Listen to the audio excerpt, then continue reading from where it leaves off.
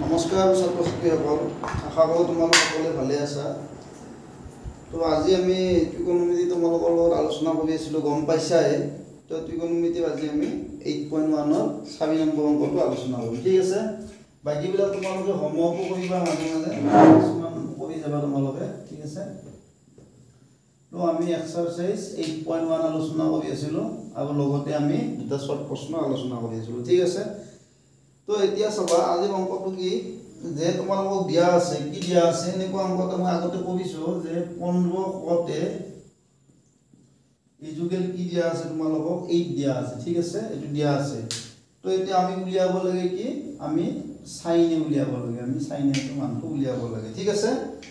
তো এতিয়া চাবা তোমালোকে যেহেতু ইয়াতে তোমালোক a টো দিয়া আছে, a টো এটা সূক্ষ্ম কোণ, ঠিক আছে। তো তোমালোকে a লৈ পেলে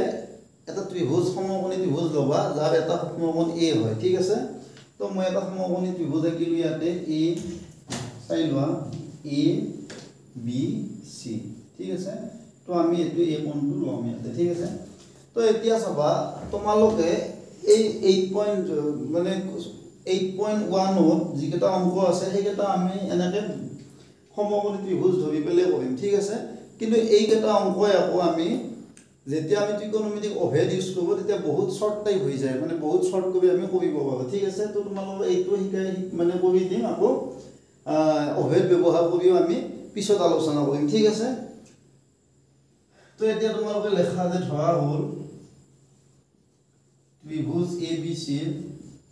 ইয়াতে সমকোণী ল'বা এ বি চি, বি কোণ সমান 90 ডিগ্ৰী, ঠিক আছে। বি কোণটো আমি 90 ডিগ্ৰী ল'লো, ঠিক আছে। তো এতিয়া দিয়া আছে, তোমালোকক দিয়া আছে, কি দিয়া আছে, দিয়া আছে 15 কতে ডিসি ইকুৱেল কি দিয়া আছে 8 দিয়া আছে। তাৰমানে এটা বেছি কথা এটা কওঁ, এই যে দিয়া আছে দিয়া আছে তো তাৰমানে হাংগাত মানে দিয়া আছে একবাৰ মানে বিপদত ফেলে দিছে, ঠিক আছে। তো মানে পৰীক্ষা হলত মানে চলিবিলাক এনেকৈ বহি আছে, আগৰ বেঞ্চিখানে তোমাৰ দিয়া আছে লেখলা, ঠিক আছে। তো পিছত বহা ল'ৰাটোৱে তাৰমানে চালাক, চাই পেলাই এই দটো ব বুলি ভাবছে। তো সি বঢ়িয়াকৈ এনেকৈ লিখি গৈছে বিয়া আছে, ঠিক আছে। সি তাহাঁতে দটো ব বুলি ভাবিলে বিয়া আছে। তো এনেকৈ যাই যে গোটেই মানে যাই চাই লাগছে আগৰটো তাতে চাইছে যাই লাগছে, সি চব কথা বিয়া আছে হৈ গৈছে, ঠিক আছে। গতিকে তোমালোকেও এইটো বস্তু নজৰ ৰাখিবা, ঠিক আছে। তো দিয়া আছে মানে। তো এতিয়া 15 কতে ইজুগেল 8 আছে। তো তোমালোকে এতিয়া চাবা এই 15টো ইফালে মাল্টিপ্লাই হৈছে, তো সিফালে দিলে কি হ'ব, ডিভাইড হ'ব, ঠিক আছে। তো এইটো 8/15 হ'ব। তো এতিয়া চাবা কটেটো কাৰ মানে ৰেচিপ্ৰকেল আছিল, 10 এ ৰেচিপ্ৰকেল আছিল। তো 10 মানে কি আছিল, লম্ব বাই ভূমি, ঠিক আছে। তো এ কোণটো ল'লে লম্ব গুণডাল হ'ব, বিচি ডাল হ'ব, ভূমি গুণডাল হ'ব, এ বি ডাল হ'ব। এতিয়া কতে মানে কি হ'ব, কতে মানে উল্টাটো, মানে কি হ'ব, তাৰমানে তোমাৰ হ'ব এই 10 এটো যদি লম্ব বাই ভূমি হয়, কটেটো ভূমি বাই লম্ব। তো ইয়াতে ভূমি এ কোণটো ল'লে লম্ব এডাল হ'ব। মই যোৱা ক্লাছটোতে কৈছোঁ যে যিটো কোণ লোৱা তাৰ বিপৰীত ফালে কোনডাল থাকে, লম্বডাল থাকে, সমকোণৰ বিপৰীত ফালে অতিভুজডাল থাকে। আৰু এইটো তো কতে মানে ভূমি বাই লম্ব, ঠিক আছে। তো আমি কি লিখিম, এ বি বাই ভূমি এ বি হ'ব A B by B C, this is equal 8/15 হ'ব, ঠিক আছে। তো এতিয়া তোমালোকে এই 8টো ইয়াতে লিখিবা, বি চিটো ইয়াতে লিখিবা, এনেকৈ লিখিব পাৰোঁ আমি। তো এইটো তোমালোকে এনেকৈ লিখিবা, ঠিক আছে। তো এইটো এই যিটো আছে এইটো এ বি তলত লিখিবা, ইণ্টাৰচেঞ্জ কৰি দিবা এ বি বাই 8 আৰু বি চিটো তাত লৈ যাবা B C by 15, this is equal কি আমি ধৰি ল'লো, ঠিক আছে। তো এতিয়া দুটা ভগ্নাংশ বলা দুটাই কাৰ সমান, কে সমান, তাৰ মানে A B by 8 equal K B C by 15, this is equal K, ঠিক আছে। তো এতিয়া তোমালোকে কে তলত 1 আছে, তো A B into 1 A B হ'ব, এই 1টো লিখবা নালাগে, কিন্তু 8 ইনটু কে কি হ'ব, 8 কে হ'ব। আৰু ইয়াত তলত 1 আছে, B C into 1 B C, আৰু 15 ইনটু কে 15 কে, ঠিক আছে। তো আমি দুটা ভাবে মান পালো, এটা আমি কি বলো এ বি মানে কি বলো 8 কে, আৰু বি চি মানে কি বলো 15 কে, ঠিক আছে। তো তো মই আগতে তোমালোকক কৈছো যে যেতিয়া আমি ত্ৰিকোণমিতিক অনুপাত অংক কৰিব যাম তেতিয়া আমাৰ ত্ৰিভুজটোৰ তিনিওডাল বাহুৰ মান লাগিব ঠিক আছে তো আমি দুডাল বাহুৰ মান পালো তো আমি এতিয়া 3 নম্বৰ বাহুডাল মানে AC ডালৰ মান উলিয়াব চাম তো এতিয়া আমি ইয়াতে ইউজ কৰিম পাইথাগোৰাছৰ উপপাদ্য মতে ঠিক আছে তো পাইথাগোৰাছৰ উপপাদ্য মতে কি হ'ব পাইথাগোৰাছৰ উপপাদ্য মতে কি হ'ব AC স্কয়াৰ মানে কি হ'ব AC কৰ্ণ স্কয়ার মানে লম্ব স্কয়ার যোগ ভূমি স্কয়ার ভূমি মানে মাটি ঠিক আছে মাটি তলত থাকে সদায় কিন্তু ভূমিদাৰ আমি তলত থকা বুলি কম ঠিক আছে তো BC মানে কিমান হ'ল 15 কে বহুৱাই দিয়া 15 কে এটো স্কয়াৰটো লাগিব আৰু AB মানে 8 কে তো 8 কে বহুৱাই দিয়া ঠিক আছে তো এতিয়া 15 কে তোমালোকে দুটা মাল্টিপ্লাই কৰি দিয়া 15 কে স্কয়ার মানে 15 কে দুটা বহন ঠিক আছে তো 15 কে দুটা বহন কৰিলে হ'ব 2 হ'ব 15 দুটা বহন কৰিলে 2 হ'ব 25 কে দুটা বহন কৰিলে k স্কয়াৰ 8 কে হোল স্কয়াৰ মানে 8 দুটা বহন কৰিলে 64 কে দুটা বহন কৰিলে k স্কয়াৰ তো এটো 2 হ'ব 25 এটো 64 যোগ কৰিলে কি হ'ব 5 7 9 6 2 8 289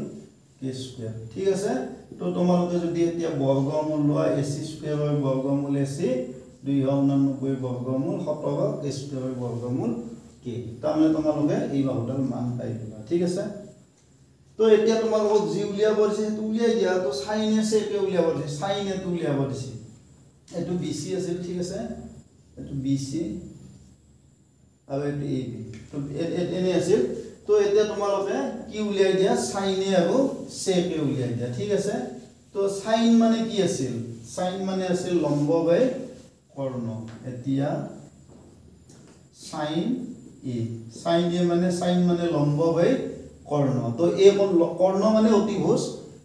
মানে কৰ্ণ আৰু লম্বটো কিন্তু কৰ্ণ আৰু অতিভুজটো কিন্তু একে নহয় দিয়া কৰ্ণ মানে কৰ্ণ যেটো ইংলিশ মানে ওয়াৰ্ড কৰ্ণ যেটো ইংৰাজী হেতু হৈছে ডায়াগোনাল আৰু অতিভুজৰ কিন্তু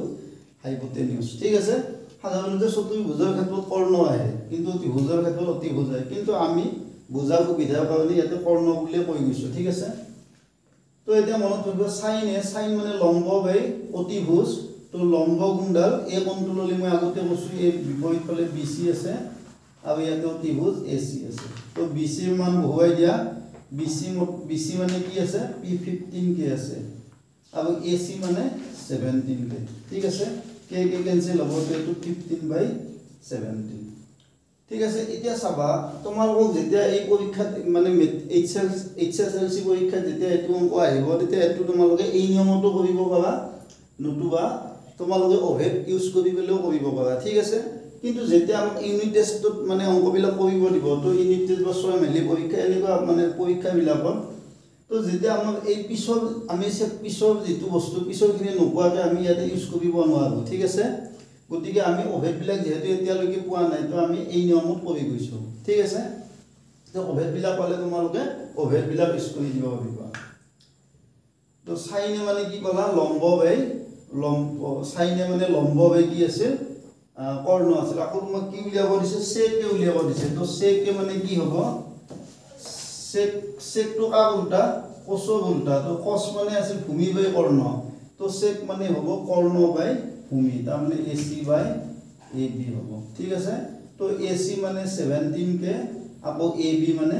8 কে তো k কেনসেল হ'ব তো এটো 17/8 তো আজি মানে আমাৰ অবজেক্টিভ টাইপৰ প্ৰশ্নটো আজি শেষ হ'ল ইয়াতে ঠিক আছে তো এতিয়া সময় হৈছে কি হয় শৰ্ট প্ৰশ্ন আমাৰ সময় হৈছে দুটা শৰ্ট প্ৰশ্ন তো শৰ্ট প্ৰশ্নবিলাক তোমালোকে চাই লবা মই আজি দুটা ইয়াতে আলোচনা কৰিছো যোৱা ক্লাছবিলাকতো আমি বহুত শৰ্ট প্ৰশ্ন দিছো